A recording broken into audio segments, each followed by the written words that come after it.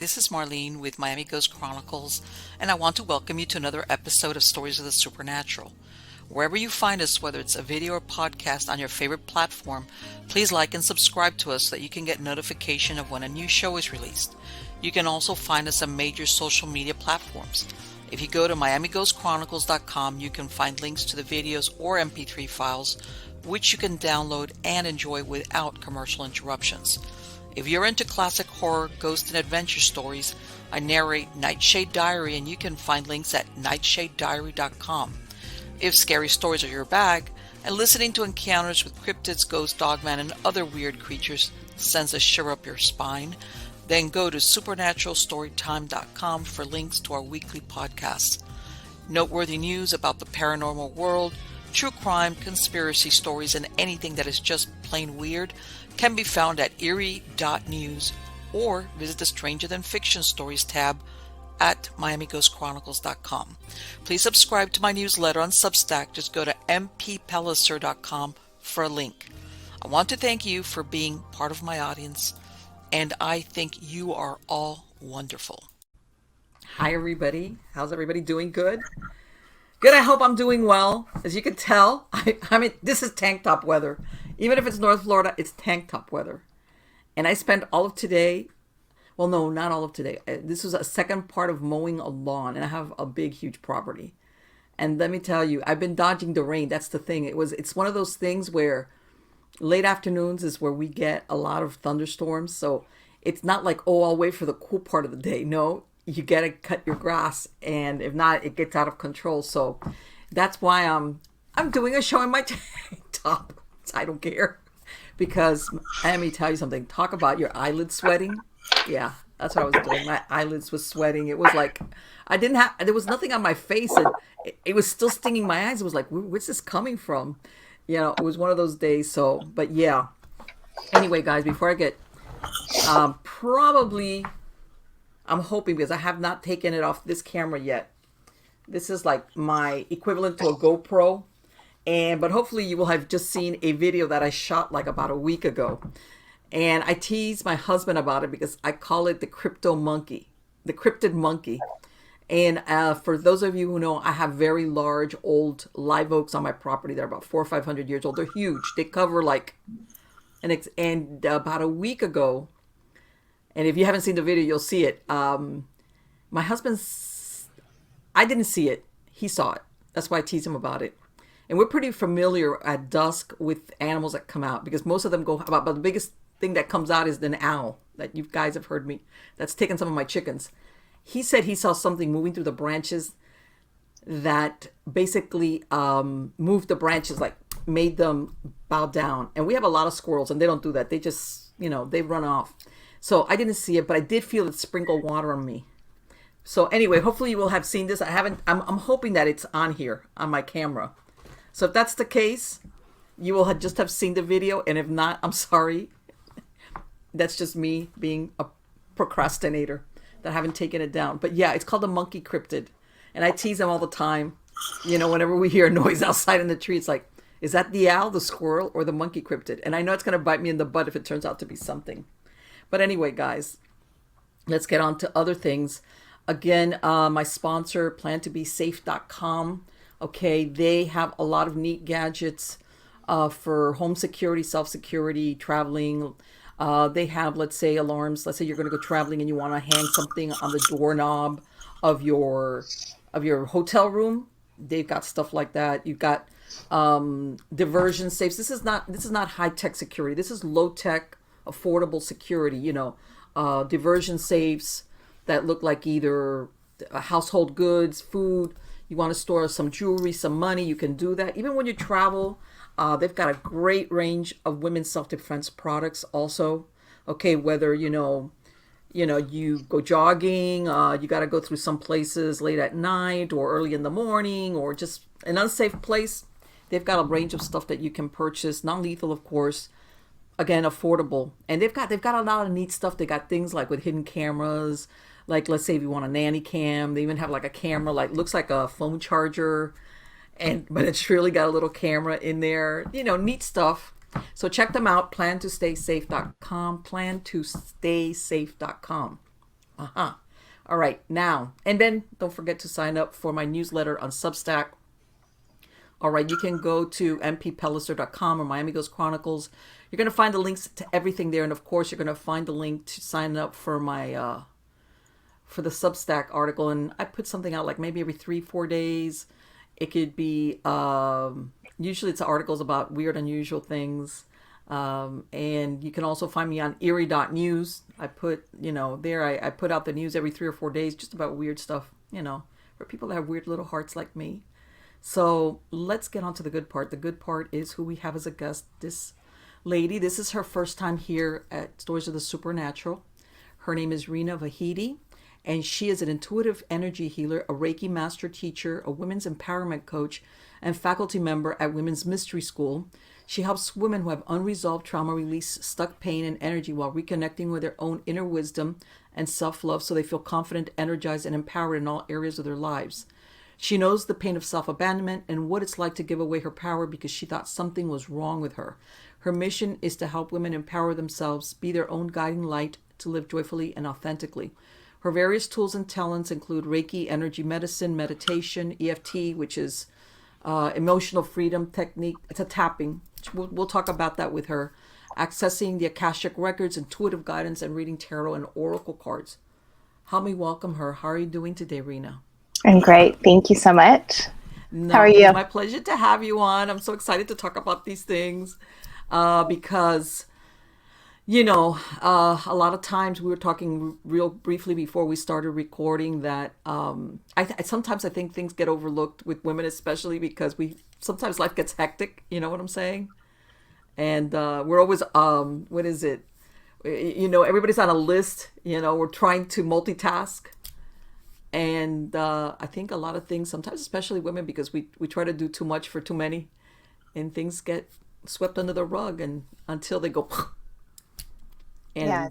how did you become interested in this field? Well, it was, I've always been interested in energy and alternative health practices. When I was a teenager, my mom would take me to the spiritualist church, and we'd go to psychic fairs. And I think that was my first introduction into it. And it just felt aligned. And then I slowly started gravitating to it, something I always wanted to do. And then I got my Reiki certification in 2008. I had an accident and nothing was helping me heal as fast as I wanted it to. And I had a Reiki session and it just clicked and felt like home. So I immediately got certified for Reiki level 1 and 2. And it really just changed my life. Like that. Well, isn't it incredible firsthand experience? That's what makes a difference. That's the convincer. Yeah. That's when you get it.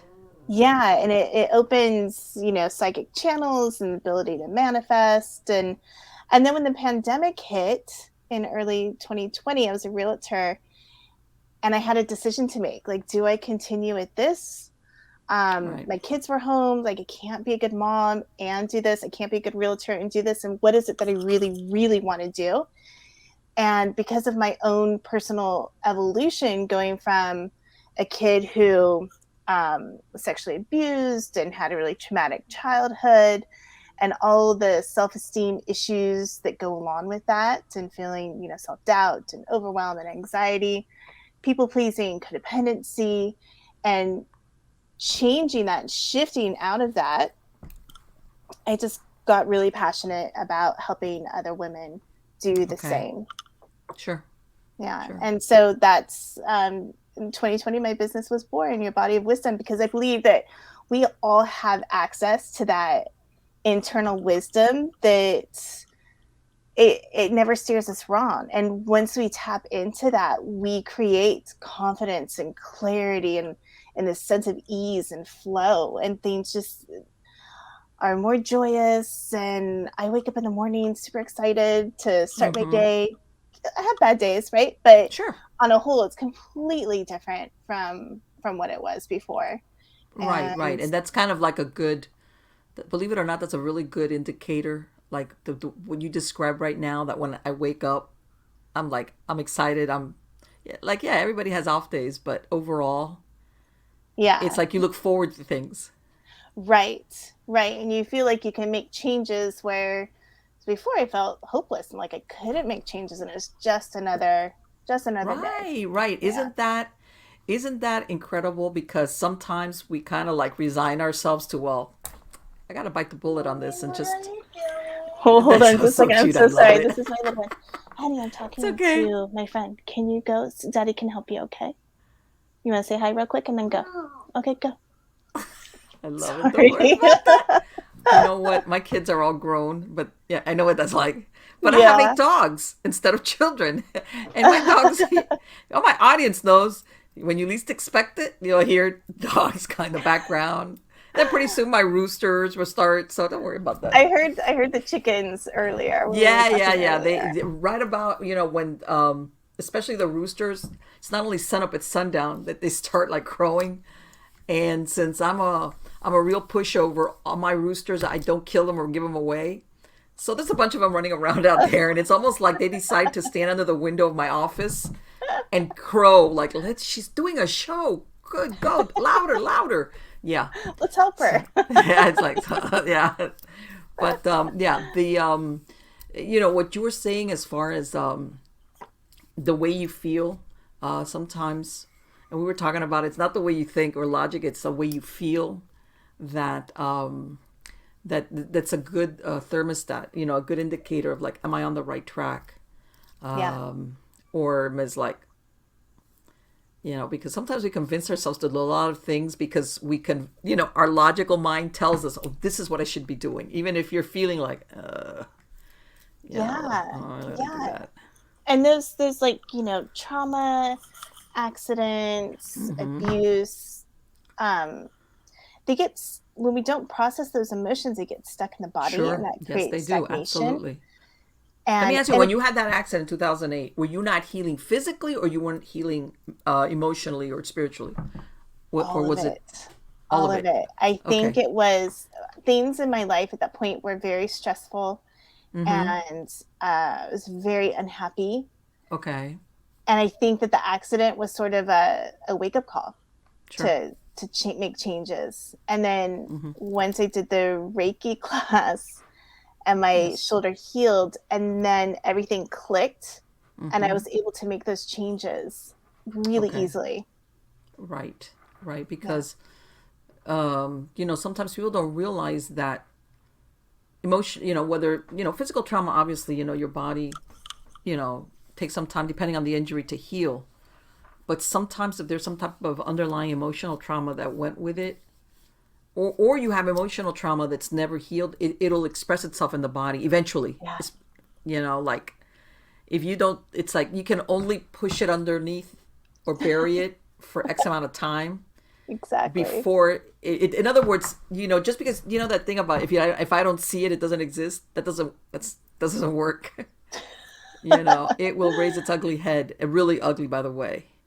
Yeah, really. And that's I've heard of moms who are like, I just need a break. And then they Hmm. get a nasty cold and then they're hospitalized. And Yes. they feel like, well, this was the break that I needed. Right. And you know what? And I'm gonna tell you, because since I was a hypnotherapist, I know the way the subconscious works. The that's right there is your subconscious mind telling you, part of you is thinking that, but maybe you're feeling I can't, or like, that thing about responsibility and maybe the way you see yourself as a responsible person. I got to do this. I got to take care of my kids. And then your subconscious mind is like, if we don't cut you loose for a little bit, your head's gonna explode. Figuratively that is. And Yeah. then that's what happens. Things like that, where you believe it or not, you realize if I don't, so I'm gonna have to do this on a subconscious level because you're not doing it on a conscious level. So we're gonna do what you just described. We're gonna get you this ferocious cold that you're going to have to and your conscience will be clear if you call in sick, that kind of thing. You know what I'm saying? Yeah. It's like we can't take time out for ourselves because we feel Right. our mental health draining. We have to create some sort of physical crisis. And in it's a order to shame. justify it. Yeah, and that's what my coaching and my Reiki practice is all about. Recognizing that you have to take care of yourself. We hear it all the time. Fill your cup first in order to take care of others. And that we don't have to, our value is not based on how much we sacrifice, how much of Sure. ourselves we sacrifice, and how perfect we present ourselves. So I really help women break that cycle, set new boundaries so that they, can lovingly take care of themselves. So they don't feel so depleted. And then they're able to do more and give more, and they're Yes. happier, and everybody else around them is happier. It's I amazing. have heard of some cases where women who have, and I'm going to say women because this is what we're talking about here, even though I think overall most people will do it, male and female, but we're talking here women because Yeah. we tend to do it more often than not. When we let years and years go by with unresolved trauma, sometimes you'll even see really serious health crisis. I'm not talking a cold. I'm talking here cancers, really serious health crisis, because sometimes that has been put aside for years. It might have been something that happened in childhood, and this woman could be in her 40s, 50s, even 60s, and eventually they think they've been successful. Like, oh, I don't remember that, or they don't. But something eventually it catches up. All right, because people sometimes equate resolution with forgetting, and it's not always the same thing. By this, I don't mean you stay there and think about it all the time. But really, when you resolve something, yeah, you can forget about it in the sense. But some people think, or some women think that if I never think about it, it's taken care of, it's handled, it's like it never happened. And Right. sometimes that's not the way it is. But I don't know. Have you found that women that have come to you that sometimes it's almost like they realize they've gone all these avenues and now they realize they need to address it sooner or later? Yeah, it's the thing of things keep coming up, therapy's not working, or just always reaching out isn't working for them anymore. And when you're talking about, like, if I just stuff it under the rug, if I just don't, I'm moving on, right? Not dealing with it, but putting it behind you, so to speak, and moving on. What happens with that is then it creates sort of a hold for the next generation. Yes. And then they Hmm. have you could have these issues that you're like, I don't even know what this is about. Like, and we can go in, and maybe it's not something from your childhood. Maybe it's something from your ancestors Yes, of course, or a absolutely. past life. And so then we can clear it. So it's not just doing it for yourself, but also for future generations. And, Hmm. Yes. and I think that's what people come to me, just like, I just can't figure it out. Let I me have, ask you something. yeah. Since you brought that up, do you do anything, especially when we're talking something generational or that they can't remember, where something to the equivalent of breaking vows that maybe somebody did in their bloodline for, like you said, something that they can't understand why, this is affecting me. And when I think about it, maybe even people in my family line that I know of, have had the same problem. Yeah. I Do you feel work like with? that happens a lot. Mm-hmm. And it's always amazing to see, and I might get emotional. Go I had right a ahead. client who was having problems with her mom Mm-hmm. and just not seeing eye to eye and just butting heads, and she's like, I'm in my 40s, like, why am I still fighting with my mom? And we Mm-hmm. did work, and we found out that it went back to her grandmother, Okay. who was probably like a wild spirit, but grew Mm-hmm. up in a very ultra religious family and background, and nice girls don't do certain things, and good girls don't do this, and good girls can't have fun, and good girls have to stay safe. And so what was happening, that was passed through her line, and like trying to like tamp her down in an effort to protect her. And that was Mm-hmm. the friction with her mom. Like, her mom didn't get it.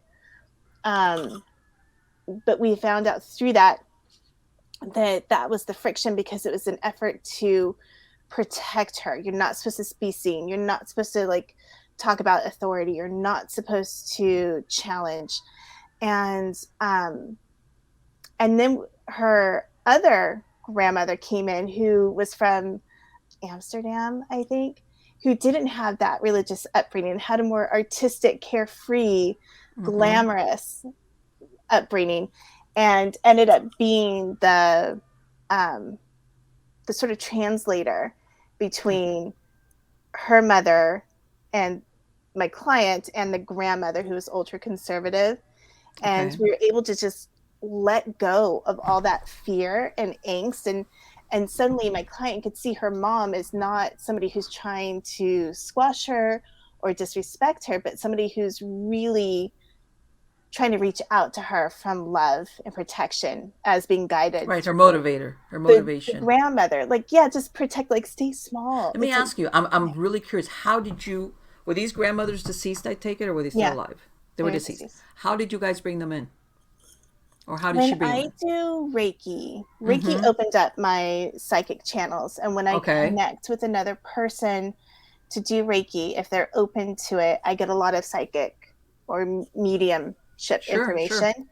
And as we were digging, that's just how it came up. And the information that I was getting resonated with her. She's like, yes, my grandmother, and yes. And so we just right. So you knew you were on the right track with this. Yeah. And then we do little exercises and rituals to, like, release that energy, to transmute it, to change it. And she goes from feeling like this heaviness whenever she has to deal with her mom or that side of the family, to something just more light and compassionate and loving and understanding. And that's huge. It can be so exhausting to carry that energy. Right. Even though the end result was control, it's better to understand it, that the motivation was protection, even if it felt like she's trying to control me. And I understand, you're thinking, why am I in my 40s? Why am I still butting heads with my mom? Like if I was a teenager, that can get exhausting after a while. Right. It just strains everything. And we were able to lift that and clear it, just to have a better understanding of where it was coming from. And that's incredibly important, because sometimes, you could think something's wrong, but I just don't know what it is or what its origin is. Yeah. But, since you're the only one in your skin, whether the heaviness is physical or on a spiritual level, whatever, you realize, I can't square this somehow. Why I feel this way. But there's something there. Like you said, sometimes, it's something that happened in childhood, but sometimes there isn't, and you can't, like, figure out, like, why do I feel this way? Yeah. Or what does a certain person make me react this way? I don't know if you've come across, there's people that are even tempered, but there's one person is the one that just totally brings out the worst for you. And you can't think, well, why does this one particular person make me act this way? And sometimes there's something more to it behind the scenes. Can I share a story about that? Yes. What was that? I was in the south of France, and we rented an Airbnb from this older woman who, she rents her house out, and she goes and stays with a friend for however long you stay there. And she's a hobby historian, so she gives tours of the area. Super nice, super sweet. She knocks on the door. We're standing in front of her, and my heart starts racing. Like, she opens the door, my heart starts racing. I'm terrified. As soon as I see her, I'm terrified of this little old lady. And you're like, It's just sweet as pie. And I start to go in and look around the house. She's trying to show us everything. And I had to excuse myself and go in the car and cry, sobbing. Like, there was some weird psychic past life connection. And as I did meditations, like, the thing that came up, but I don't know for certain, because just you can't know for certain, but what came up with for me was just the Inquisition, and I couldn't go near her. It was a horrible experience. Really? And confused my poor husband. I can't imagine. He must have been. You don't like the Airbnb? What's wrong with it? Yeah. That Yeah, was no. talking about like having such a And weird. isn't that? And let me ask, just did she resemble anybody that you know, or she was No, just nobody? Huh? no. And I could Wow. understand intellectually she's nice. There's nothing wrong with her. Uh huh. But energetically, and I know, like, I don't think she's a bad person, Right. but there was just freaked me Did she out. ever realize that she was making you cry, literally? No, and this is before, I think if it were to happen today, I would want to Right. investigate it, and have the Mm-hmm. conversation with her if she was open to it. But that was before, and I just shut it Let me off. ask you, Like, this is overwhelming. and because you were traveling, obviously, was there any part of that country or that area that you were visiting which gave you any sense of recognition? I'm trying to think. Maybe you did have some past life there. No, and I was, we went to, there's the Roman aqueducts and one of the Colosseum Mm-hmm. and just beautiful countryside. We went to a medieval town. I didn't have any, Nothing like that. no, mm-mm. No, and I'm Wow. very sensitive to like locations and areas and Mm-hmm. people, but I've never had a reaction like that. Interesting. Yeah. And you know what? It's really funny because sometimes, you'll have people say that, when you reincarnate, reincarnation, and I know there's a lot of theories out there, as to if you reincarnate, but then usually it's with the same group of people. People switch Mm-hmm. their roles around and maybe you get a few newcomers and some leave, but that overall it's somebody, the group of people closest to you, you've kind of like stay together. So Yeah. but then you think, okay, here's this lady. She's in another country altogether. She's a stranger to you, Right. but you I'll clap never eyes see on her her and you're again. like ready to run for the hills. Yeah.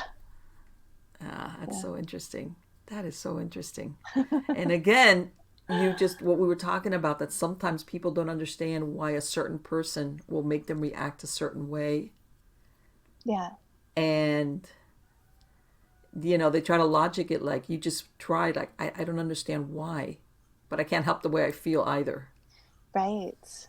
Right. And I Yes. think is what it meant to, but what I see happening now more is there's more of a shift to understanding what that intuition is, or at least listening more Mm-hmm. to that intuition and being curious about it.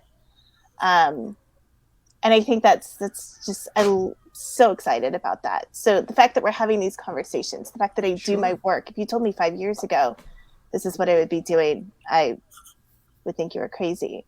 But I love seeing that shift, that people are more open and receptive to it. And Rita, do you help women who sometimes have a hard time? Their intuition is great, but they don't trust it. In other words, they don't listen to their intuition. I think that's I have creating safety and knowing that you can create safety for yourself at any time, at any moment, just energetically and emotionally is one pillar. And then learning, creating that relationship to trust and lean into your inner wisdom is another pillar. I think those two things are so important in Right. our daily lives. And this is the thing. How can I say it? Intuition, because some people think of intuition as only good things, but sometimes intuition basically warns you. You know what I'm saying? And it's a disagreeable feeling to feel fear if that intuition is giving you like a fear nudge, because it's an uncomfortable feeling, especially when you don't understand why. I mean, in other words, that you don't see a reason why you would have that intuition of either you're in danger, don't go here, don't do that. Something where you're like, if it's a good intuition, it's great, but if it's bad, sometimes people ignore it because they don't want to they don't want to acknowledge that intuition works both ways, Yeah. for good and bad. Yeah. And I think not knowing, well, is that my ego? Am I just making this up? Sure. Or is it my intuition? And I find that, you mentioned fear. My experience is that intuition is a calm voice, whether it leads Mm-hmm. you to something positive or it Right. steers you away from something negative. It's not hysterical. Your ego is Exactly. hysterical. Sure. Sure. Don't go in the place now. Right. That's when you know it's your ego. But if it's just like, nope, not today. You're not doing Right. that today. And it's just this calm, assertive, insistent type voice. Like that's your intuition. Um, this is a silly example, but at the beginning of I think we started planning it maybe in December before COVID happened. So December Mm-hmm. 2019, a friend of mine had breast cancer and it had come back. I'm like, we've been talking about going to Disneyland with our kiddos. We need to just make it happen. So we started Right. planning. I wanted to do it March. She wanted to do it the end of March. I'm like, no, we got to do it at the beginning, March 2020, not Right. knowing what was to Yes. come. That. And I was so insistent. I'm so like, yeah, whatever you want to do. And I'm like, no, March, the beginning of March, we have to go on this day. And they're like, and then once people started getting sick, they're like, well, maybe we should postpone it to the fall. And I'm like, no, there is no fall. Yeah. We go now or we don't go. Like, if you don't Right. want to go, Exactly. Because I'm going to go nobody, of without you. course, nobody. You realize what was coming down the pike. It was like, Yeah. We all thought it was going to be 6 weeks, yeah, of whatever. course. No, no. And everybody, nobody understood. I don't think anybody in their wildest imaginings, even like what you said, No. December of 2019, nobody in their wildest imaginings knew, like, oh, 20, no, no, nobody. Right. Everybody Right. was like on left field on that one. It was like, Yeah. huh? And so And my even friends, then, like, nobody would have expected that it would take the length of time that it did and the route and everything. And I and remember the thinking, oh craziness my of being God, cooped what is up. this? Yeah. Oh, So we go and at the as we're getting closer, people are like, don't go. And I'm like, no, we're gonna go. We flew down to LA and we went, and then Disneyland closed 2 days later. wow. And Yes. I just like, we would have missed it, and it was such an amazing trip, and I'm so Yes. glad we did it, especially then being cooped up for Oh, sure. Right. the It was whole all these year. attractions, everything was closed down. Yeah. All the, I mean, I went to a concert, what's today? Monday. And it was, for those people, it was the 50th anniversary tour of the Doobie Brothers. Oh, Okay. nice. Which they were inducted in 2020, right at the beginning of 2020, they were inducted into the Rock and Roll Hall of Fame. But guess what? All their tours for the last 2 years were put on hold. Right. So my point being that I had gone to a concert, like you said, everything was closed down. Concerts, stuff that you take for granted, that we'll go to the concert or we'll go to the park or we'll go. So it was like, oh my God, this is great, you know, Yeah. because all these things for 2 years that, like, so your timing was on the money on that. Right. And I couldn't explain it logically. There's no logical reason Wow. for it. Yes. I just, that's what we have to And do. that's the thing. And you Yeah. know what? And probably, when it doesn't matter, somebody can convince you, but when there's something inside that tells you, nah, no, this is, well, let's Yeah. do it now. And Right. it turned out for the best. And that's And like a and silly sometimes it's example, something but like that. And I tell everybody, sometimes, let's say you get that intuition that says, don't go down that street. That, let's say you take a certain route to work. This is just an example, right?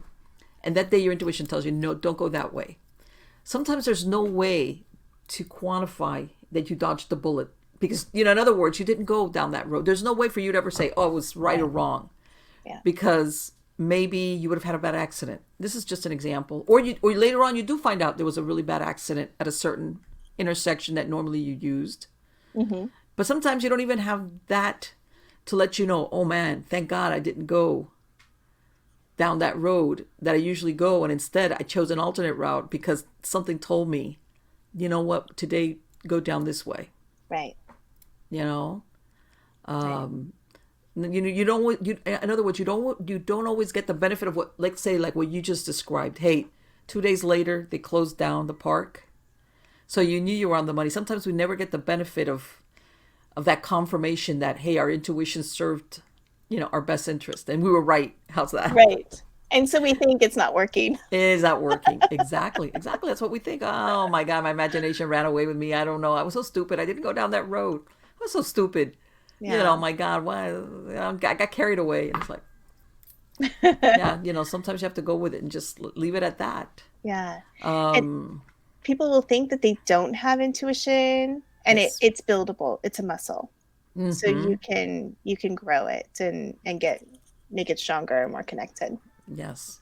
Let me ask you, when you've done the Reiki, what are the biggest challenges? Have you ever come across somebody because that has either blocks or stuff like that that is like, wow, that it's even more than what they thought because they've been repressing it?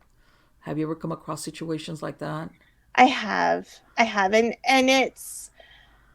I did Reiki on a friend who's had some recent like big trauma, and she's like, "Nope, I didn't feel anything. I had a nice nap."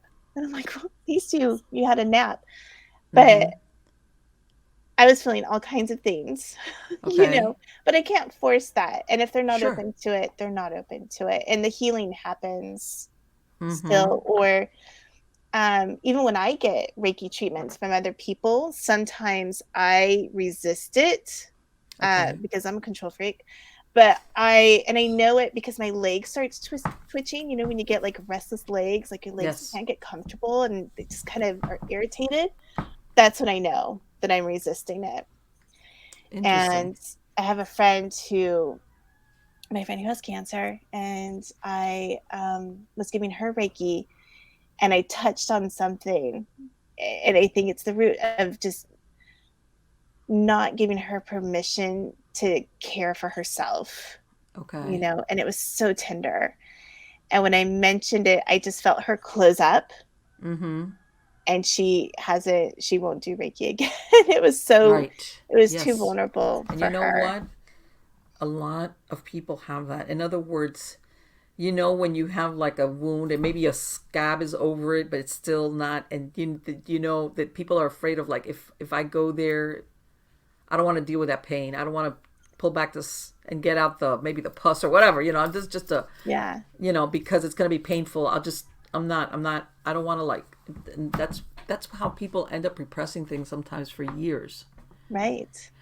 And like you said, it because and even on a metaphysical level, let's say where you practice Reiki, even there, her awareness is still there, like you said, like that she shut down yeah. Yeah. because it's like, and I'm going to ask you this because I don't know if you've run across it. Sometimes people, let's say a woman, will say, "I want change," or she'll come to you. But at the same time that people want change or they realize there's something here, they're resistant to change, or whatever it is that's going on with them. This is their comfort zone. You know what I'm saying? The Yeah. trauma is, I know my trauma, in other words. So they don't want to, like, let it go. And Yeah. if you think about it, you think, why wouldn't you want to do that? But if somebody is either develops self-identity with it or feels on some emotional level, this is part of me, or I'm used to it. Have you ever come across people who are resistant despite what they tell you? No. Okay. Do that. All right. All right. But yeah, I think that's just a lot of people do. We Sure. get comfortable with what's familiar.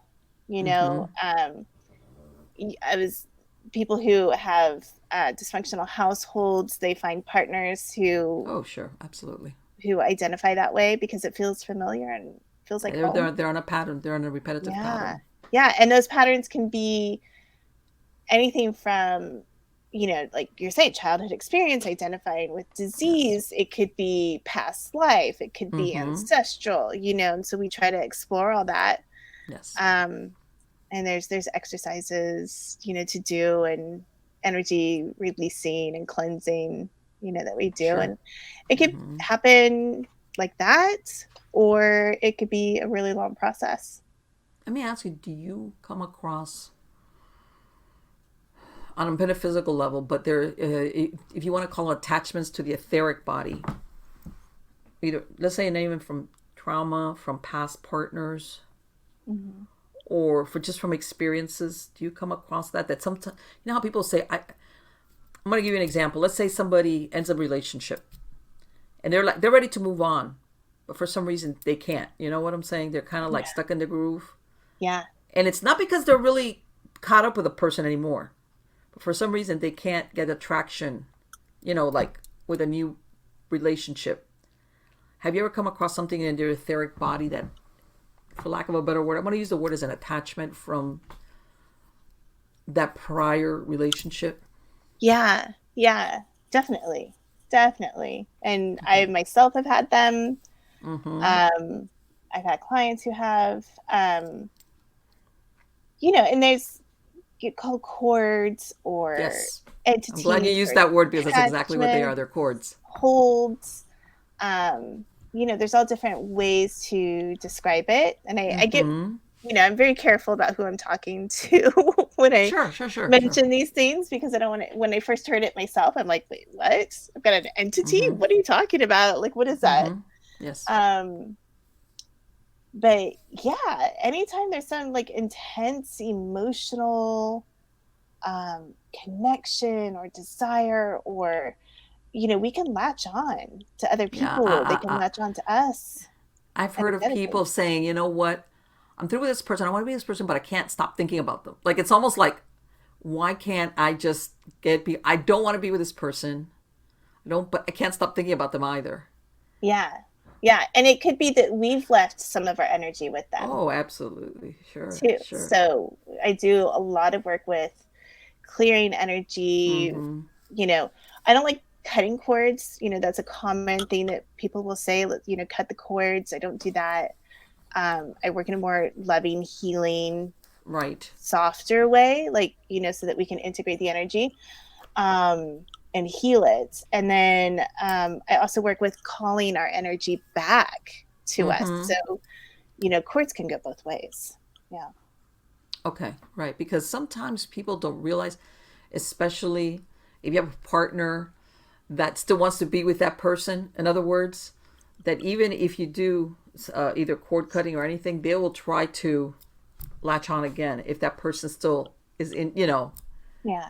It's not like sometimes, unfortunately, not like a one-time deal, but once hopefully you're aware of it, to like stop it, whether, like you said, with healing or, but yeah, in other words, I guess what I'm trying to say is that even if there's physical distance, that doesn't really work all the time on a metaphysical level or at how it affects your etheric body as far as, again, like, why am I thinking about this person?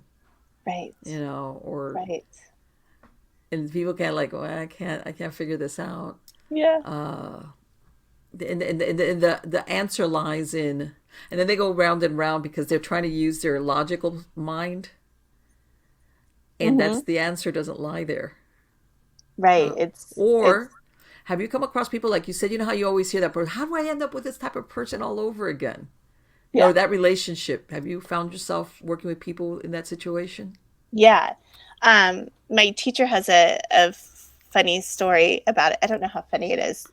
Maybe not to the person, but It's funny to the one happening. her mom, the client's mom, always wanted her to get married, have grandkids, Right. and then passed. I need to plug in. Get married and have grandkids. Like that was her only goal. Then she passed, and the girl is dating people who. I'm sorry if this is It's loud. okay, don't worry. She get into this relationship like really quickly and get really involved really quickly, and suddenly they're gonna get married, and she's like, I don't know why I'm with this person. Like, I don't really like them. It's not what I want to do. And then she would break up with them. And then, a month later, like meet somebody else. And it was the same thing. So she goes to my teacher and it finds out that like it's the mom influencing her, like with the best of intentions, but Mm-hmm. There's still like ego involved, but the mom is trying to like Right, like get still what the direct the mom band wants. from the Right. Okay. Yeah, I've heard of that. I've heard of that. So, I've heard of that. And their yeah. intention is that they're still trying to do the best for you, and it's like, well, so I passed on, but which is not good for them anyway. Right. It's not good for the person who passed on to have that ego attachment. Right, exactly. Still, And it can become an attachment in their aura, and that's a whole different subject. But yeah, yeah, that it happens. People sometimes don't understand that, and I'm sure you've heard it. Where people after a couple relationships, they they kind of somehow end up with the same type personality type. How's that? And I had told you might as well go to and let your friends, or go to a matchmaker, or let your friends set you up with somebody, because whoever you're attracted to right now is going to be the wrong person. Right. The one that you're not attracted to is probably the right person, because they're like on some type of like a pattern repetition. Yeah. Whatever it is that they had going on that they're trying to fix, and somehow or other they're attracted to the person because they recognize something about their personality or characteristics that will allow them to repeat that, that whatever it is, fill in the blank. Right. Right. Right. And then they'll come to their friends or their family and go, I don't understand. How do I end up with the same person all over again? That's why we have to heal our shit. Excuse my language. I don't know if you can cuss, but we have to work on our stuff. We have to heal ourselves, so we break those patterns, and mind, body, spirit. Work on it energetically. Work on it, emotionally and physically. We got to take care of all of it. Right, because this is the thing. If you don't fix yourself, you're going to find yourself like on that hamster wheel of whatever it is. Yeah. And let me tell you something. It's very difficult, I imagine, for somebody to come clean with themselves, and say, I'm the one that's doing this. I'm picking partners or my behavior, or the opposite. I don't want to be in any relationship. I don't want to, because fear or whatever it is, something that they themselves have to like tweak and figure out and confront, or whatever you want to call it. Yeah. And you know what? I've also heard that, how you said about how some people will get either a cold or maybe in some cases more severe illness. I've also heard that sometimes, the universe will tap you on the shoulder about something. Your subconscious mind or something. Hey, take care of this, or hey, address this. And then, like starts with a whisper in the ear and then a tap on the shoulder until it forces you, basically pushes you sometimes into some drastic confrontation, whether it's an accident, something drastic because you've been ignoring, either identifying or what you call it, or dealing with whatever it is. Mm-hmm. Okay. In other words, it ups the ante until it can't be ignored anymore. Yeah.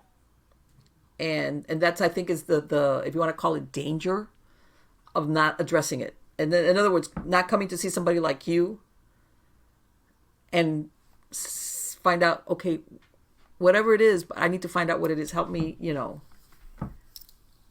come clean with whatever it is so I can work on it. Right. Yeah, those nudges. Pay attention to those nudges, those whispers of intuition. There's in tarot, there's the Tower card, which represents just stuff blowing up. Yes. And I always, whenever I see that, I'm like, okay, what is it that you're ignoring? Yes. Isn't that funny? Most people fear the Death card in the tarot, and it's not really the one to wig out about. It's the Tower. And even, the Tower, it's like, it's pay attention, like alert, put your eyes back on the road. And a lot of people say that in order to experience big change in their lives, it has to blow up. We hear a lot of forced to. Transformational coaches or spiritual coaches, like business coaches. They're like, things just blew up and I was on the street and had nothing, and that's, then I got, where I am. It doesn't have to be that way. You don't have to experience of course not. The Tower moment in order to have big change. It's like, we want to avoid that if we can. Yes. Yeah. And I think that sometimes, what I was talking about earlier, that people are so resistant to change, and change is inevitable. Okay, sometimes the change is more subtle, and it's like, okay, if you don't go with the change, you're going to get the change. So unless you want to like swim upstream, and you're still going to change and end up just exhausted and weary. But I think sometimes, like what you were saying, when stuff blows up, is because if people sometimes are honest, they've had hints about this perhaps for years, that there was a certain area, or more, sometimes more than one area of their life, that they needed to change or alter or something, and they were like, no, I can't, or how, what would happen. And I think that what sometimes, especially a woman, that will fear the most is fear of the unknown. If I make this change, what will come of it? Then what? what will happen? Right. And sometimes, like you said, let me ask you, how do you, when you have a client come to you, and let's say you do a tarot spread for them, how do you handle when you see something, let's say, like that card, which is, it's a pretty dreary card depending on the placement, but do you give it to them with both barrels, or how do you handle that, telling them? I see, and this is probably really annoying, but for my clients, my coaching clients, I see these things as incredible opportunities. I'm glad you couched it like that. So Yes. it's like I see tower, and even when I pull it for myself, it's scary, Right. but Sure. wow, what an opportunity, like what Sure.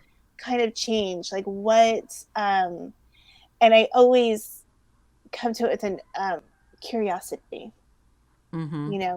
curiosity and non-judgment, and just being open to the possibilities. Sure. Sure. Because it's, like I said, let's face it, humans, we're all creatures of habit. The majority of us are creatures of habit, and when you've got a home or your family or your job, whatever it is, or everything, we'll change a little bit.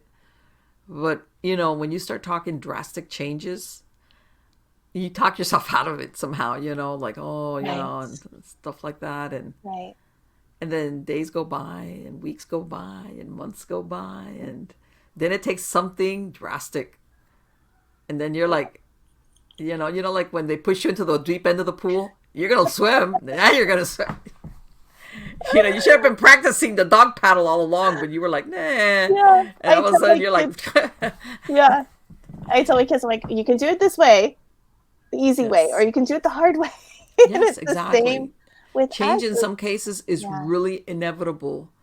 And a lot of times, and how we end up worrying about stuff that never comes to pass. And I think sometimes people are more scared of the worrying part, because you go in all these directions. What if this and this is going to happen? What if I don't? And then you're like, and it's like, okay, like you said, but then you have to look at the exciting part, because we all have to have a little bit of adventure in our lives. It's like, okay, do it and see what happens. Yeah. And that's my job as a coach, is to hold that space and create that space of safety. And even there's big emotions, even when there's pain, it's so good when it comes up, when we feel it, when we poke the tender parts. We're healing. And that's, I get excited about that. So let me ask you, Rena, what happens? Let's say, can somebody come to see you and basically work with you as a coach? In other words, on an ongoing basis, like say, okay, I'm facing this challenge of whatever it is, and I know I'm gonna need you maybe to hold my hand at certain points, because I might leave you and feel great, but 3 days later I might run into a problem believing that I'm doing the right thing. Yeah. I have. Can they come back to you or call you, or how does that work? Do you work with them on that basis? Absolutely. I have 6-month coaching programs. Okay. Where we really go deep, and I give my clients the tools. Like I said, the first thing I do is I teach them or help them find that sense of safety that they can access always. Okay. Like an anchor. Like that's where they go. And whenever we're doing the deep work, we start in this place of like safety, because you can't heal if you don't feel safe. Sure. And so often our nervous systems are running amok, and we're always in fight or flight, and we're always stressed out. And so to like learn how to create that calm and slow down, and then we can heal. So that's like the number one thing. And I give my clients the tools, and they're really the ones, it's who are driving, who are in control, who are finding the wisdom. I'm there with them, if that makes sense. Because I'm not a guru. I don't know Right. what's best for you. I never want Right. to have people dependent on me. I mean, the whole philosophy is that you have the wisdom inside of you. I just sort of help you shine the light and hold space for Exactly. you. Exactly. And Like, so, right. You got the answers. I'm just gonna help you find them. But they're, it's in you. yeah, Right. yeah, and help you build that trust and really support you. And then when things do get painful, tender, scary, you're not alone. And I help you build that relationship with your inner self and your spiritual team, so you always feel supported. Let me ask you, do you run into people sometimes have a problem forgiving themselves? They're like their harshest critic and they never forgive themselves. I think, yeah, I mean, a lot of us do that. Right. Yeah. I mean, it's almost like something that might have happened 30 years ago or 20 years ago. They almost have that inner voice like that chastises them, Oh, yeah. and they never forgive themselves for a mistake. Sometimes a little mistake and sometimes a terrible mistake. God knows, but they never forgive themselves. They never trust themselves in their decision making, I guess is what I'm trying to say. Yeah. And they kind of get stuck in that moment. Have you come across people like that Absolutely. that they have a problem saying, you know what, I made a mistake or I did something wrong, and it was really wrong. Let's go with something that was like really, and maybe the repercussions were, but at some point you gotta say, I gotta forgive myself for this. Mm-hmm. Mm-hmm. One of the things I wanted to ask you about, because a lot of people are not familiar with it, and until I saw the EFT. Oh, Do you yeah. use that with your clients? And some people don't realize something so simple is so effective. Can you It's talk about EFT? amazing. Yeah. So, emotional freedom technique, and talk about helping somebody forgive themselves, helping somebody move past those areas of Yes. stuckness and not wanting to change, like wanting to change, but not wanting to change. Yes. Emotional freedom technique really works for that. And it's based on the acupressure zones. So you have these lines of energy that go through your body, just like acupuncture. They stick the needles in them. Acupressure, Right. presses down on those Yes. areas to help clear out and get the energy flowing optimally. Reiki, we do that too. It's all about getting that life force energy to flow clearly. Um, EFT, you tap on these different points while saying, the thing that's really bothering you. Like, you turn it up so that you really feel it. So for me, um, self-love, Right. and like, okay, so feeling like I'm unworthy of love, right? So even though I feel like I'm unworthy of love and I don't deserve love and all like the bullshit messages that I got growing up, Right. you feel those, you turn them up, and as you're tapping on it, you're kind of releasing them, and then you turn it into a positive, and you're like, even though I feel like I'm unworthy of love, I totally love, honor, and respect myself, or forgive myself, Right. accept myself. And then you talk about, like, am I really undeserving of love? Like, is what 4-year-old doesn't deserve love? And you go through and you kind of like challenge that belief. And what you're doing is you're releasing the negative charge of Right. that belief or memory or experience or pattern. And what that does is it just allows you to just move past it. It's still there. The memory is still there. The trauma is still there. It doesn't erase it, but it turns the pain level The down. emotion is changed. Yeah. The emotion that's attached to that memory or that experience. Yeah. I tell people, people that have PTSD, they'll have a memory that's fresh for them. It could have happened 30 years ago, and for them it's fresh. Like if it happened an hour ago, sight, Yeah. smell, whatever. That's why they have such a visceral reaction to, which is the trauma. Mm-hmm. But, and sometimes that's what happens sometimes with certain memories, that no matter what, they're still fresh, and we react to them on that level, like if it was yesterday. That emotion, that negative emotion, and that's sometimes it's, you try to explain, let's say you've had a pet, that pet dies and you're really heartbroken. As time goes by, though, it lessens, and I mean, or certain other events that are terrible in that moment, but then as time goes by, you can think about it and it doesn't really floor you. And sometimes some people, that emotion is still, they cannot move, they can't deaden that emotion around either the memory or whatever it is. And I've heard of that EFT, and the first time I came across, I was like, no, that's too simple. Oh no, come on. What are they doing? What are they doing? No, that's not gonna, what? Okay. That's incredible how well that works,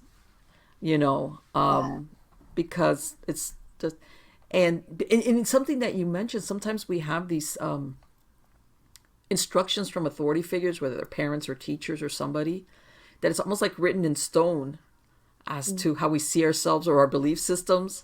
Yeah. And getting around those things sometimes is really hard. Right. Even if you're an adult. No, and even if you've done healing already, like say you've gone to therapy and you've gone to work on your childhood trauma, like there's always deeper levels. Yes.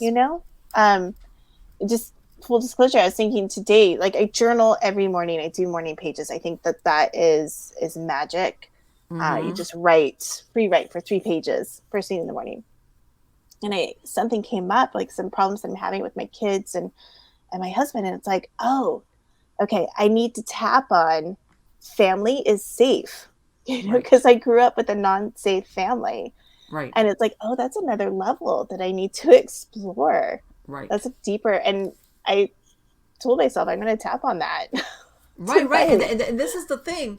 Maybe now your life at this point parallels, like you said, something in your youth that before it didn't apply.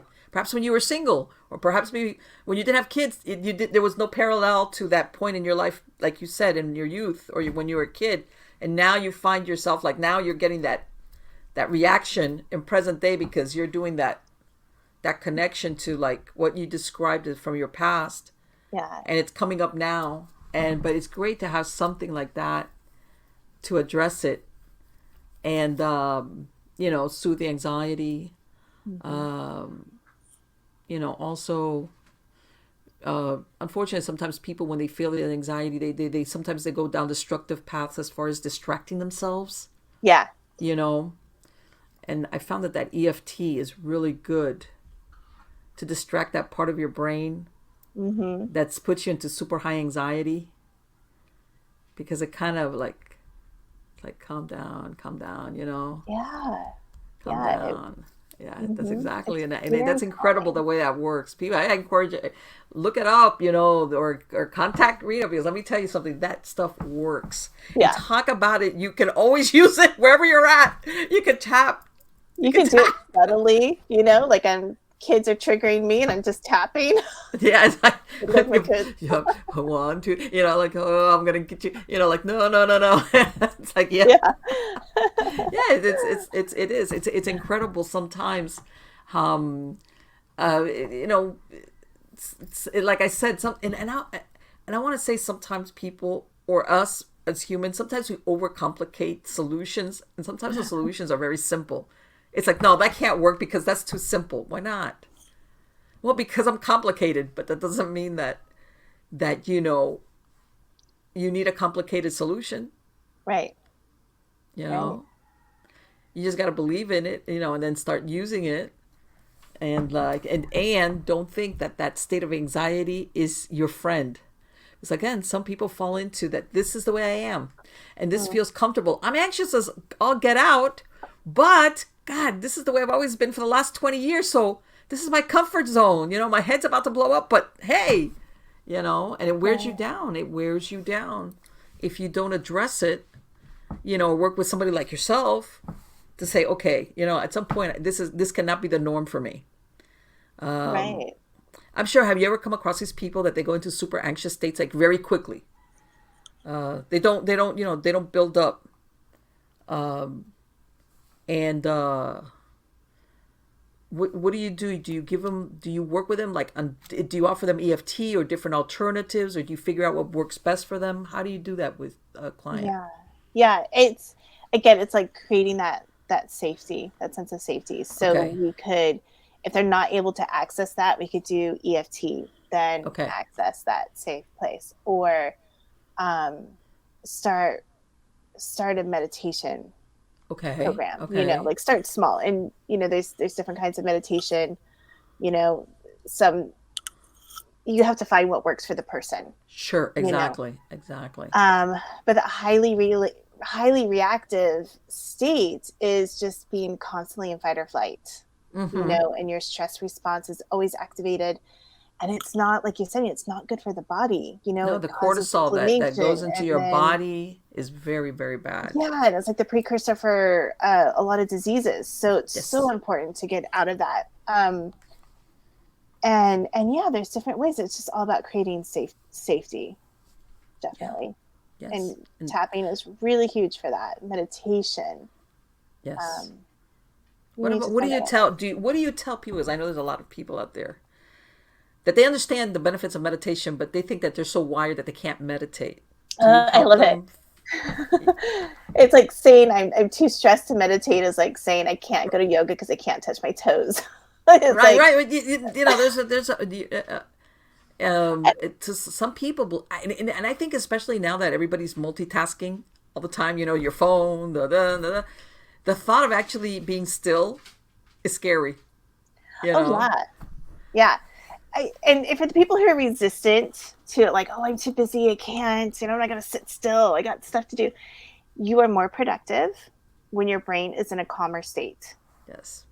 When there's a hurricane going on in your brain, you are less productive, less creative, more prone to making mistakes. You're wearing your body out.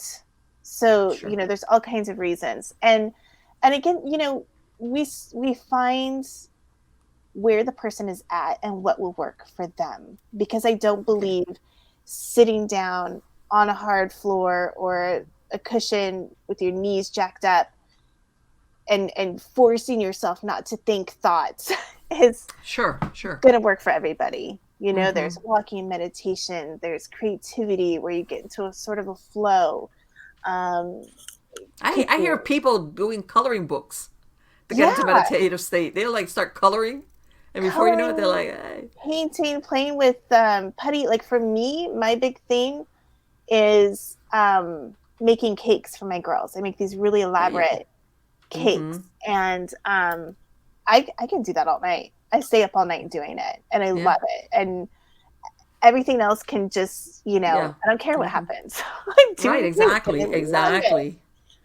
So we find ways to help, and we start small and gentle ways. There's no right or wrong way to do it. Right, exactly. And I think that sometimes that is fantastic. Rena, for my podcast listeners, what is the website that they can go to find out more about you and your work? Yeah, it's yourbodyofwisdom.com. Okay. And I have a free, if you sign up, there's a free meditation that you can download too. Oh, great. And it's super easy. It's under 10 minutes. There's a PDF that you can read the meditation, or there's like a cheat sheet. So if you don't want to hear me, if you just want to sit down and do it yourself, you can do that, or you can have me guide you through it. So yourbodyofwisdom.com. Excellent. And I'm going to put a link on the credits of the show. But again, it has been absolutely wonderful to talk to you, because so nice. I think, like I said, between the lifestyle, our present day lifestyle, and just everything. And I'm going to say, because I'm older, I tell everybody, I lived in a time period before pagers, before cell phones, and I remember back then, I used to have my appointment book, what do you call them? At a glance. Those day timers. Yeah. The thing with my life was in there. Right. And then, of course, along came the pages there. And my point being that technology is great, but I know that it's placed a lot more stress in our lives Yeah. because we're always like on demand, I'm Yes. sure you've had people call you and go, hey, especially family members of all people, I called you and you didn't answer. What's wrong? Why didn't you answer the phone? Whereas before, you were not supposed to be like an on-demand person. And what's done is it's raised up our stress levels because there's no off button. Okay. Mm-hmm. You left your job 9 times out of 10, unless you worked some weird job, your boss, it could wait till the next day.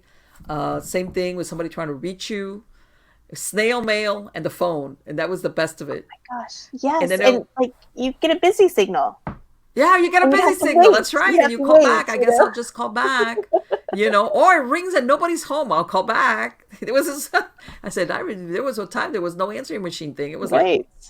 unless you were an important person that had a secretary to take a little slip of paper for you, if somebody called you at the house, hey, especially in the middle of the day, call after 5. Maybe they'll be home then. Yeah. And nobody ever got mad or upset at you because you weren't available. Right. Right. And And my point being also that it throws people, myself included, into almost feeling guilty, like when you were discussing, for being unavailable. For saying, I'm not going to answer my phone. I'm going to take a shower and I'm going to leave my phone in my office. That's it. It's almost like you feel like after a while you hate it, but you feel bad because you're thinking, what if so-and-so, you go in the worst case scenario, and we got to stop that. Like I said, my children are all grown, but I would not dare turn my phone off at night because I'm always thinking, what if something happens that somebody needs to reach me? Right. Right. And it's one of those things that it's the technology is great, but it does have its downside. And I'm sure you run across people where because of the lifestyle and the stress levels, it ends up rearing its ugly head, and then they come to you and they're like, help. Definitely. Definitely. And I'm such an advocate, like of, with my kids, everything's on demand. It's like, Sure. no, we're not going to watch The Grinch Who Stole Christmas in April. No. Yeah, Even though right. you can, we're not going to. Like, we have to wait for things. I remember my kids, they used to watch, how kids, they'll watch the same movie over and Yeah. over again. I was to a point that I had the whole repertoire of Disney movies, like, let's see, the Aristocats, A Lady and the Tramp. Yeah. I could sing all the time because and it was like, all of a sudden, it was like, man, I'm losing IQ points here. I need to stop this, because, but I know what you mean as far as, that sometimes we need to be a little bit selfish for ourselves, especially if you're a woman, and say, no, wait. No, have those turn off the phone if you can. I mean, obviously, family members, nobody has a Yes. landline. So if there's an emergency, Right. And that was we the need thing. to. But step away. It'll wait. And I It think will that there's wait. such a shift in business now, though, where we're not, that hustle culture is not admired as much anymore. No, Like we're no. taking care of ourselves. And I think that's, COVID and the pandemic was Oh horrible. yeah, no, it gave a lot of people a But- reality check as far as, hey, you know what? Either one, I enjoy being home with my kids, or just being home because, it's just a better environment for me. Or like you said, or, you know what? I've actually like just having downtime to go outside, and even if you have a little garden, just going out there. Yeah. And People are sitting out saying there. no. And I think that's one of the things that I want to help women say no when they mean no and yes when they mean yes. So turn off the phone, step away. You don't have to be on demand if it's draining you, Yeah. take care of yourself, enjoy. Yeah, no, most people don't know that you could put your phone into do not disturb and just give an emergency bypass on certain contacts. Let's say somebody that you say, if this person calls me, and then you can put a do not disturb on your phone.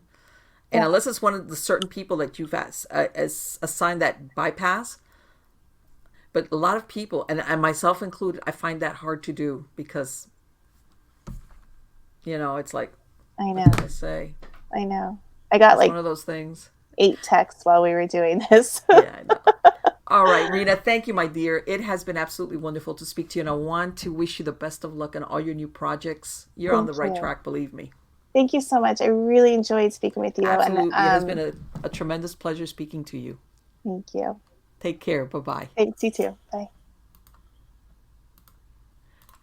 Wow. You know what, guys? I forgot to turn up the lights. There we go. Shoot. I'm telling you, I was in such a hurry today because I was working out in that yard all day long. And you know what? I don't know about you, but I'm the kind of person that if I'm like sweating bullets and my eyelids are sweaty and my eyebrows are sweaty and I got sweat running into my mouth. And I'm not a sweaty person, by the way. You know, there's people that sweat and they just sweat a lot. That's just the women and women. I'm not. If you see me perspire, it's not that. And I was perspiring and I just wanted to take care of things. I was like, no, I don't want to let this run into tomorrow. I don't want to be doing this tomorrow. And see, there's a part of me that's like, if I would have left something undone, the first thing I would have woken up in the morning saying, I got to take care of that. It would have been like, yeah. Talking about what we were talking about with Rena, how sometimes we kind of do our own little whipping. We have this little whip on ourselves. It's like, ta. And God forbid if the weather tomorrow wouldn't have allowed me to go and do that, that would have been another problem for me. Because that's another thing. I was racing against time. It was supposed to be thunderstorms, even though we've realized a lot of times we'll see thunderclouds coming in the distance and we even hear the thunder. And then they just roll away. We never get a drop of rain. So, but I was also, besides the fact that I was going to speak to Rena, I was like, you know what? Oh my God, if it starts to rain on me, but anyway, I let me tell you something. I love speaking to her because even though we were talking about, she works mostly with women and the school that she works is a women's mystery school. Let me tell you something. This holds true as far as stress levels between men and women. Men are just as equally stressed out by everything as women, and they express it, or it expresses itself, how's that, in the same way. And I want to say that sometimes men, who sometimes have a problem with expressing emotions, how's that? Because, sometimes we, cultures taught them whatever. When they have unresolved trauma, in other words, what I'm saying is it's the human condition. Okay, unresolved trauma. How's this? Sometimes people are a little bit impatient. When you have emotional trauma, okay, just like physical trauma, let's say, depending on the degree of the trauma, you'll go to any doctor and they'll say, you know what, I'm giving you initial treatment and we've made sure you don't get an infection, and if you had any open wounds, they're healed. But it's going to take time for that trauma in your body to release itself, whether it's inflammation or swelling or, let's say you have a hurt leg, for you to put full weight on it. It takes months. And sometimes emotional trauma is the same thing. From the get-go, it's really rough. And as a matter of fact, hurrying it along is just as bad as not dealing with it. In other words, it's a process. All right. I'm sure everybody's heard all these steps of grief, how you go through all these steps to whatever. The thing is not to get stuck in any of them. Well, the same thing happens with other type of trauma. There's a process you have to let it go through. However, some people, they blow by it. They don't acknowledge it, or if it was really, really hard and difficult, which most trauma is, that's the very different. That's why it's called trauma. They just bury it. They don't want to go through the daily of, this is terrible, this is horrible, and the next day it's terrible and horrible, and maybe it takes a couple of months before, maybe it's not a daily thing, it's every other day thing, or then maybe a year later, depending on the level of trauma, or what it is. They just, or they feel, if I try to handle this, I'm not going to be able to function.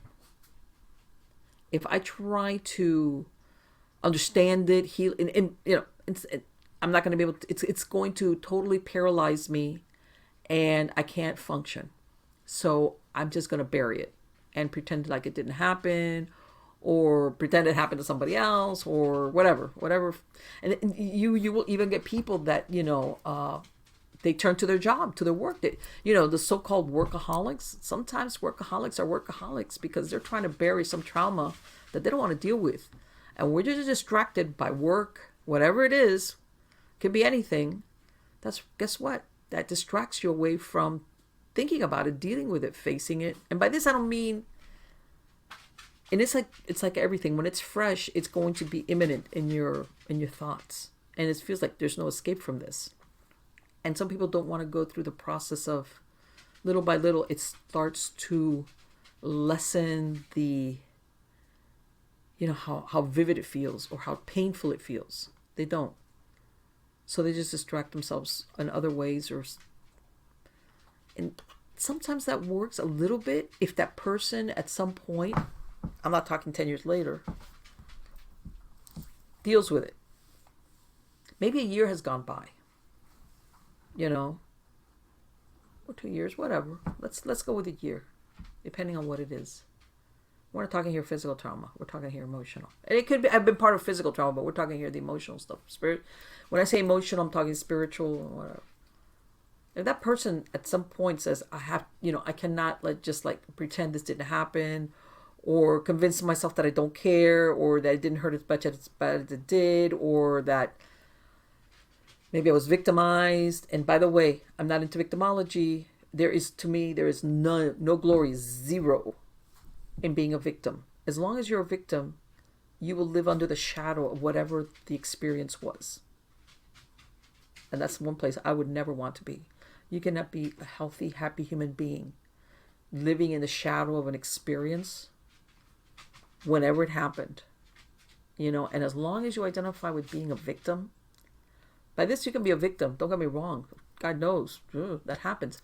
But if that's the label you put on yourself, you will always forever be overshadowed by that event or by that person, even if it happened many, many years ago, even if the person that perpetrated it is pushing up daisies somewhere. At some point you gotta that's it. I'm not a victim. That's it. But my point being that sometimes when you have trauma and you say, okay, you know what, depending on your personality type, everybody's different. Maybe a year later you're like, I can't pretend no more because this is not good for me. All right, and you handle it, you deal with it. You go to a therapist, you meditate, you, depending again on your personal style, you really wrestle with it, and you maybe even cry a lot.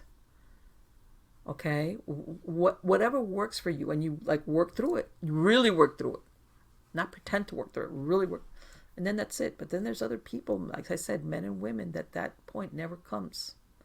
They figure out a way of getting beyond it. Like I said, working too much. Sometimes, drugs, sometimes living a crazy lifestyle. Anything to take your mind away or distract you from what happened and thinking about it and dealing with it. And saying I was maybe helpless, or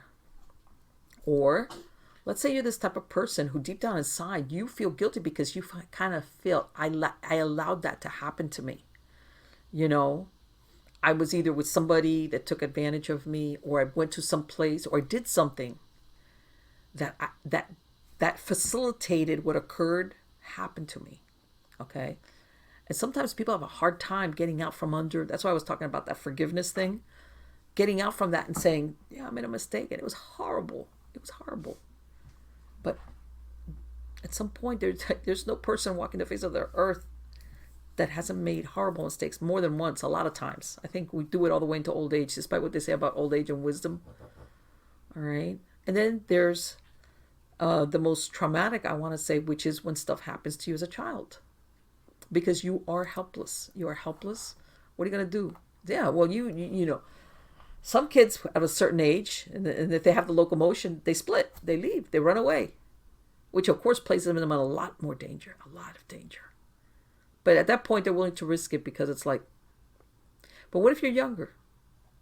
What if you can't? You have no place to go. You can't run away. You don't got a car. And unfortunately, maybe the people that are supposed to be protecting you are not protecting you, or are the ones victimizing you. That's a heavy burden. Okay, that is a really heavy burden to carry. But again, that is a trauma, especially I want to say that trauma that has got to be acknowledged and dealt with. Okay? Especially when that person grows up and it's like, I'm not that child anymore. But on your emotional level, you react like that child, whatever age it was that whatever happened. And sometimes, I'm not going to tell you, there's people that arrive at the solutions by themselves. They get it. Because what she said, she was right. The solution is within yourself. If you're looking for somebody like a Rena or a therapist or somebody to come and give you the answers, that's wrong. You have the answers. Hopefully you find somebody that's going to facilitate you trusting yourself to bring forth those answers, because that's exactly the one that fits you. Because some people say, well, you know what? My therapist or whoever told me to do this and it'll work great for me. And you're like, didn't do crap for me. You know why? Because your solution is different from everybody else's. All right? Some people, like I said, arrive at it all by themselves. They do. And then there's other people that need some help. And you go to Rena. Or if you start having manifestations on an etheric level that manifests in the body from this trauma, from ancestral lineage, from, God, a lot of the things. I'm sure that you would talk to somebody like Rena and discuss it, that she can help you get beyond it. What is that stumbling block that you kind of suspect is there, but you can't figure out how or why? And you logic it. Some people sometimes even go to medical doctors, especially if they have certain reaction on an organic level on their body, and their doctor's telling them, no, there's nothing wrong with you. You're okay, but you still feel.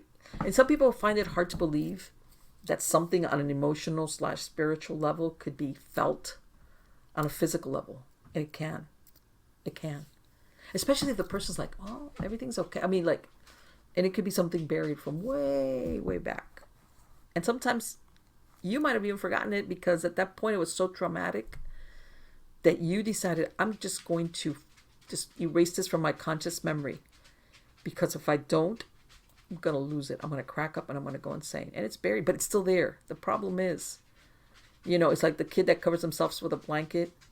When you have a little baby and they cover their face and they think that you can't see them because they can't see you because they put something over their face. Well, we kind of fall into that, where we think if we don't think about it, if we don't deal with it, if whatever. And then again, that's another thing. Once you deal with it, and you will know it, it will fade. That visceral reaction to it, that emotion starts mellowing out.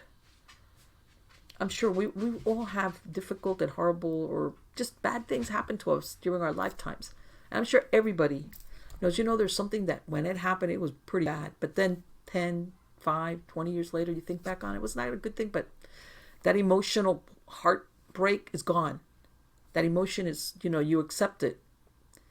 Well, that's the way it should be. And that some people, they never get there. What she does, believe me, is an alternative also to drugs, chemicals. God knows, I'm sure everybody's understands, our population here in the United States is being wrecked by opioid and other types of drugs. And you know what? I'm the first one that if there's an approach that is not going to involve chemicals, I'm all for it. I'm sorry. It is. It is what it is. And you know what? Yes, medicines are wonderful. And I think, all these advances in medicines are great. But come on, everybody here has heard it. Sometimes it's almost laughable. I think every comedian has made a joke about, some of these drugs that they do advertisements about, and then they put a disclaimer. And it's like, do I really want to take they take it? They give you all these adverse side effects that you're like, okay, would I really want to risk taking this drug? Again, if I think that a lot of times we overlook that there's a spiritual component to our well-being, an emotional component that is very, very powerful. And that if we approach it from that angle of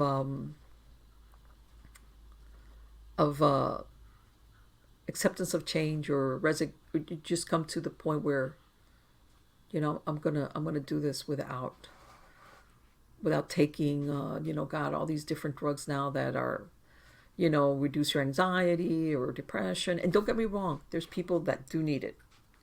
Okay, but in other words, unless you are, it's found that you have a chemical imbalance, that there's a chemical or something in your body that you need a drug to make you everything okay. But otherwise, I'm always going to be, let's see if there's a non-chemical way of arriving at a solution. And Rena is a good, which, contact her, or just, and sometimes, you might need to speak to her and say, look, this is what's going on with me. And maybe she's got something that she can offer you to help you. But anyway, guys, I hope you like the show. I have a lot of interesting guests that are lined up. Good, interesting guests about different topics. Don't forget to catch me on eerie.news. Every 2 or 3 days, I'm putting out segments on interesting and weird news. If you go to, storiesofthesupernatural.info, you're going to get, I have all the podcasts of all the shows without commercial interruption. You can download it there, the MP3 file, or listen it to it on the browser. Same thing with Nightshade Diary. Same thing with Supernatural Storytime. MiamiGhostChronicles.com is your go-to page for everything. I have links there for everything, whether it's podcast platforms, whether it's video platforms, whether, again, it's just the MP3 file, or you want to listen to it at the browser. No commercial interruptions. Once the shows go on different platforms, you're gonna run into commercial breaks. But if you go straight to my website and you go to the podcast versions of all of the shows, whatever series that you're looking for, don't worry about it. No commercial interruptions. So again, guys, thank you so much for being part of my audience. You're wonderful. And I do truly appreciate that you come back every week and we get to spend some time together. Until next time, take care.